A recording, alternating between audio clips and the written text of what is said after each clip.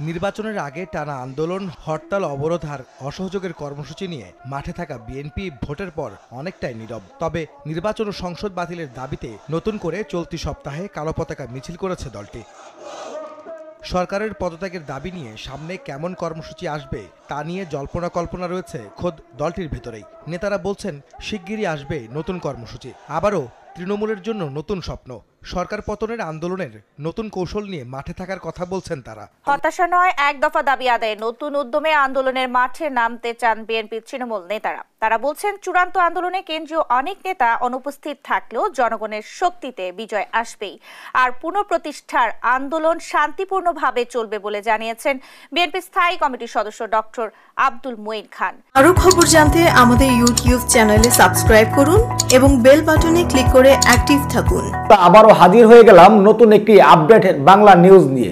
সুপ্রিয় দর্শক, শীঘ্রই সরকার পতনে এক দফা আন্দোলন নিয়ে মাঠে নামছে বিএনপি। নতুনভাবে আন্দোলনের কর্মসূচি নিয়ে এবার মাঠে নামছে বিএনপি তৃণমূল নেতারা। জনগণকে সাথে নিয়ে এবার মাঠে থাকবে বিএনপি। একের পর এক আন্দোলনে ডাক দিয়ে যাচ্ছে বিএনপি। দর্শক শ্রোতা, রীতিমতো আজকের এই ভিডিও দেখলে আপনি অবাক হয়ে যাবেন। বিএনপির বক্তব্যকে কেন অস্বীকার করতে চায় রাশিয়ার রাষ্ট্রদূত? দর্শক শ্রোতা, খুবই চাঞ্চল্যকর তথ্য রয়েছে আজকের এই ভিডিওতে। বাংলাদেশের জনগণের ভোটে আওয়ামী লীগ জয় হয়েছে আর সকল মিথ্যাচার করে যাচ্ছে বিএনপি। তো দর্শক শ্রোতা, এই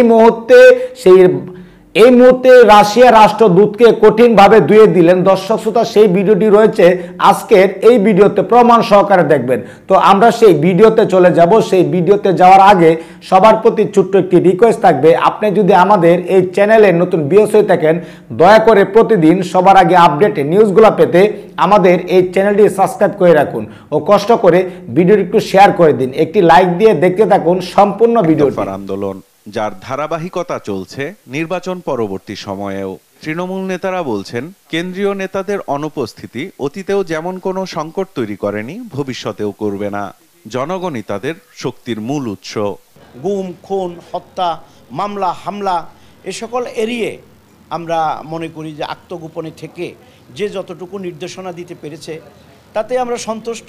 তো আগামী দিনে আমরা আশা করি যে তারাও আন্দোলনে রাজপথে সশরীরে অংশগ্রহণ করবে। কেউ হয়তো থাকবে না এই চূড়ান্ত আন্দোলনের সময়, সে হয় ভয়ে অথবা কোনো সাজানোমের মতো টোপে এরা চলে যাবে, কিন্তু সেই জায়গাটা নেতৃত্ব দিন, নেতৃত্ব নিন, এই চিন্তা চেতনা আমাদের মধ্যে। আমরা ছাত্র রাজনীতি থেকে উঠে এসেছি।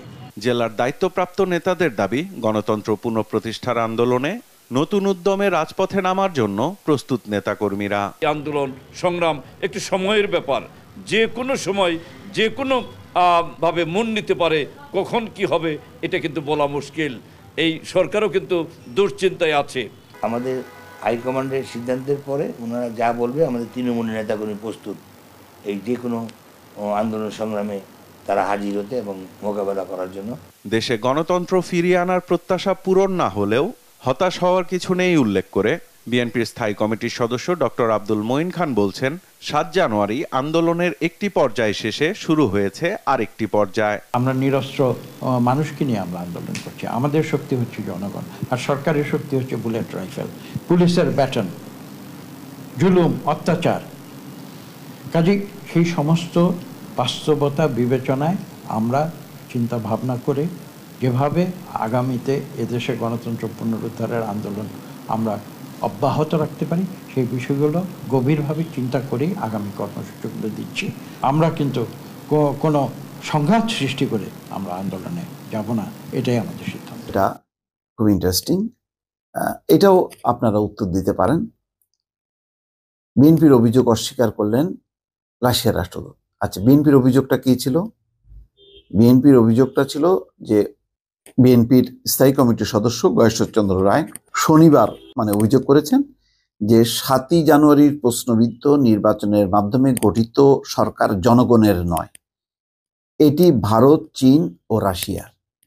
তাই বিএনপি এই সরকার মানে না।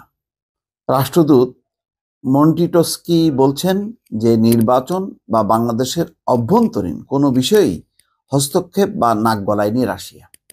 আচ্ছা, বুঝলাম এটা একটু বিতর্কিত বিষয়, এই বিষয়ে উত্তর দিচ্ছে না।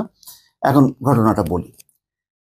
খবরটা হচ্ছে যে তিনি পররাষ্ট্র মন্ত্রীর সঙ্গে দেখা করেছেন হাসান মাহমুদের সঙ্গে দেখা করার পর রাষ্ট্রদূত সাংবাদিকদেরকে এইসব কথা বলছেন।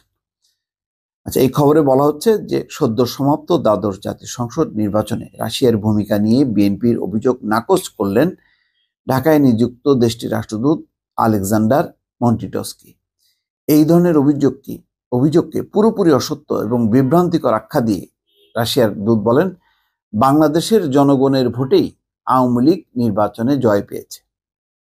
বুধবার দুপুরে সেগুনবাগিচায় পররাষ্ট্রমন্ত্রী ডক্টর হাসান মাহমুদের সঙ্গে সাক্ষাৎ শেষে বেরিয়ে যাওয়ার মুহূর্তে উপস্থিত গণমাধ্যম জনপ্রতিনিধিদের সঙ্গে আলাপকালে তিনি এই কথা বলেন। তিনি বলছেন যে নির্বাচন বা বাংলাদেশের আভ্যন্তরীণ বিষয়ে তিনি নাক গলায়নি রাশিয়া, ঠিক আছে, নাক গলায়নি, কিন্তু পশ্চিমা দেশগুলোর যে অবস্থান ছিল সেই অবস্থানের কি বিপরীত ছিল কিনা, এবং এই বিপরীত থাকাটা মানেই হচ্ছে সরকারের পক্ষ নেওয়া, একদম পরিষ্কার। শুধু তাই না, রাশিয়া একমাত্র দেশ যেখানে মার্কিন রাষ্ট্রদূতের নাম ধরে বলেছে যে বাংলাদেশে বিরোধী দলের সঙ্গে বৈঠক করে পিটার ডিহাস উস্কানি দিচ্ছে বিরোধী আন্দোলনে এবং মার্কিন যুক্তরাষ্ট্র হস্তক্ষেপ করছে। দর্শক শ্রোতা, আজকের এই ভিডিওটি কে কোন জেলা থেকে দেখছেন অবশ্যই কমেন্টস করে জানাবেন। এই বিএনপির কঠিন আন্দোলনের কর্মসূচি নিয়ে যদি আপনার কোনো মন্তব্য থাকে অবশ্যই কমেন্টস করে জানিয়ে দিবেন। দয়া করে ভিডিওটি শেয়ার করে দিবেন। সবাই ভালো থাকুন, সুস্থ থাকুন। দেখা হবে আবারও পরবর্তী নতুন একটি আপডেট নিউজ নিয়ে। আল্লাহ হাফেজ।